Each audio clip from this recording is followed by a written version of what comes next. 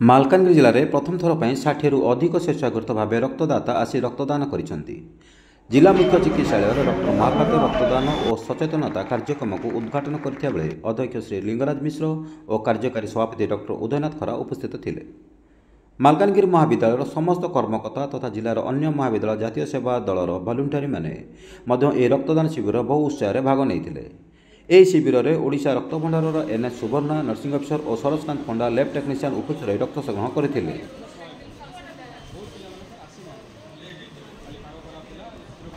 अनेक महिला विद्यार्थी को परीक्षा पर वाणिज्य विभाग अध्यापका श्रीमती दीप्तिरेखा मिश्र केवल जड़े मात्र महिला रक्तदान कर अन्य रक्तदान निमंते उत्साह देते।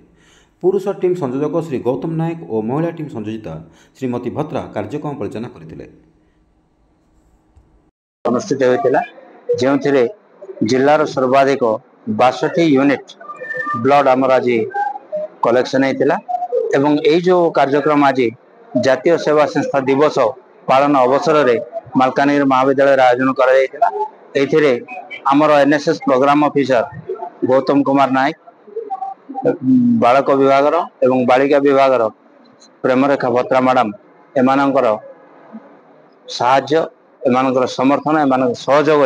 आज पिला माने बहुत उत्साहित हो 62 यूनिट ब्लड आज आम कलेक्शन कर। डॉक्टर उदयनाथ खरा president governing body Malkangiri college Malkangiri आज जो मेगा ब्लड डोनेशन कैंप होता से आमर स्टूडेंट्स माने x students and other students माने भी आसी थिले एंड टोटली आज आमर 62 unit of blood collection होइछि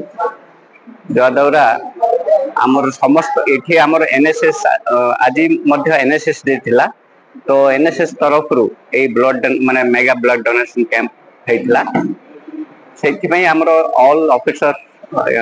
NSS boys unit and girls unit serve करथिले सहित आमर all Gautam Nayak NSS boys unit Malkangiri college रो पीओ प्रथम थरकर पई आमर मालकानगिरी कॉलेज रे आज जेहेतु सेप्टेम्बर 24 एनएसएस डे ता उपलक्षे आम एक मेगा ब्लड डोनेशन कैंप आम कॉलेज रे आयोजन करथिलु एवं एथिरे आम समस्त अंचल पिला माने स्वेच्छाकृत भाव ब्लड डोनेशन करथिले जोथिरे कि